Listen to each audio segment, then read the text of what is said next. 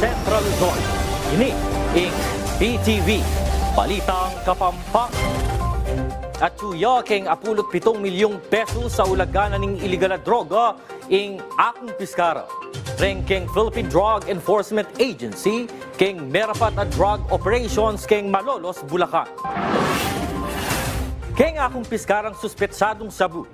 Pakabalot na keng brown gold foil packs ang makilabel at Chinese characters ang makikabaldugan a free-dried durian.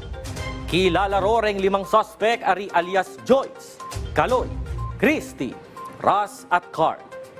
Mamarap lang ini keng kasong pamaglabag keng Comprehensive Dangerous Drugs Act of 2002. Abiso naman para kareng sablang motorista. Magumpisane keng akin sinaning Marso, ibalik dane ing cashless o contactless para keng toll collection kareng toll expressway. Pag-anakanan ng Toll Regulatory Board, dapat mika-valid radio frequency identification o RFID stickers na la, reng saken at tumalan ka rin.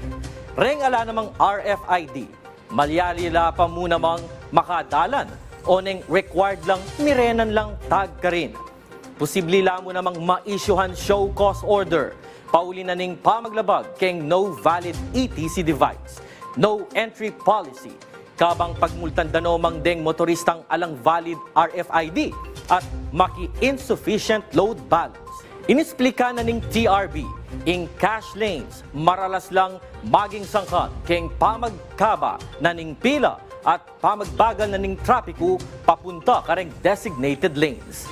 Mumunarang petupad ang yang Disyembre 2022 ing cashless collection o neng mesuspindiya iti pauli rareng mapilang issue keng operasyon na niti. Pegumpisa na ning Department of Social Welfare and Development ing bayurang website para keng pamagtanggap da kareng donations online. Yabi niya ing kaagapay donations portal ang makilayong may palagwayo ing pamanatad donasyon para kareng sablang mangailangan kareti. Agpangkang DSWD Assistant Secretary Irene Dumlao, reng contact details dareng lokal na gobyerno, ipublish dala keng may sabing website, bang mirena niyang sistema ing donations coordination. Kaya iti keng 74th anniversary celebration na ning DSWD ang makitemang bawat pamilyang Pilipino ay mahalaga sa bagong Pilipinas.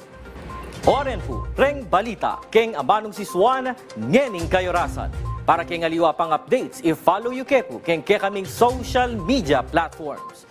Iyak po yung kekong talasuy, Arluquier Motas, para keng Pambansang TV, naning Bayong Pilipinas.